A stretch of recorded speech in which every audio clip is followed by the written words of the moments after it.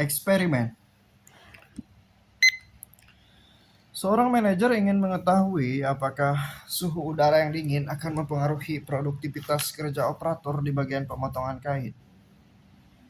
Untuk mendapatkan jawaban, tentu ia harus melakukan penelitian. Dari berbagai metode yang ada, maka eksperimen adalah metode yang paling tepat untuk meneliti hal tersebut. Mengapa eksperimen? Karena menurut Amott pada tahun 2004, metode eksperimen merupakan metode yang paling mantap atau most powerful dari semua metode penelitian. Karena hanya metode ini yang dapat menentukan hubungan sebab akibat atau klausul.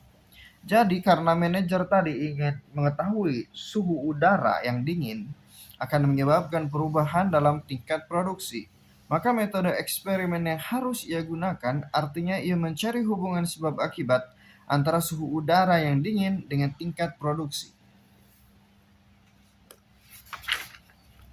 Selanjutnya, Amott pada tahun 2004 menyebutkan ada dua karakteristik yang menjadi ciri eksperimen, yaitu adanya manipulasi terhadap satu atau lebih variabel independen dan adanya pembagian kelompok secara random menjadi kelompok eksperimen dan kelompok kontrol.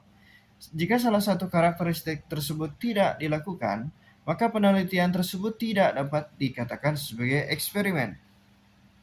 Pada contoh di atas, suhu udara merupakan variabel yang akan dimanipulasi dan disebut sebagai variabel independen.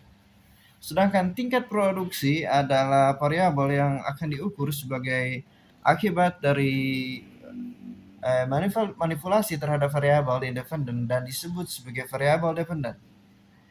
Pada kelompok eksperimen dilakukan berbagai manipulasi terhadap suhu udara, sedangkan pada kontrol grup suhu udara tetap seperti yang biasanya.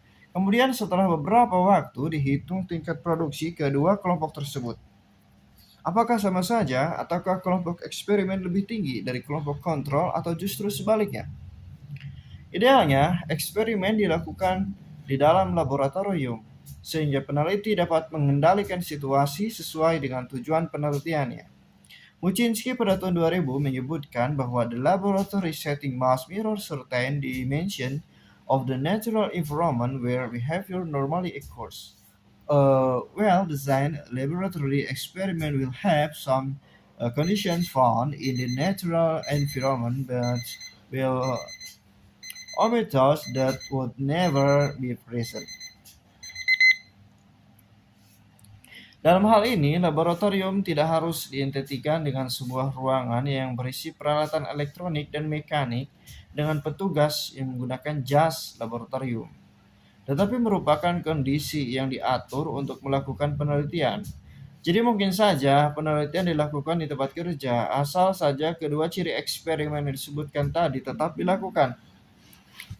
Kelebihan metode ini adalah kemampuannya untuk mengontrol variabel-variabel pengganggu, intervening variables, yang mungkin mempengaruhi hasil manipulasi variabel independen. Sedangkan kelemahan dari metode eksperimen adalah kecenderungan peserta untuk mengubah perilaku sehari-harinya karena mereka menyadari sedang menjadi objek penelitian. Kecenderungan ini disebut sebagai Hawthorne Effect.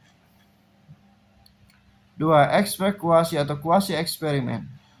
Dalam kenyataannya, seringkali peneliti menghadapi kesulitan untuk melakukan eksperimen secara sempurna.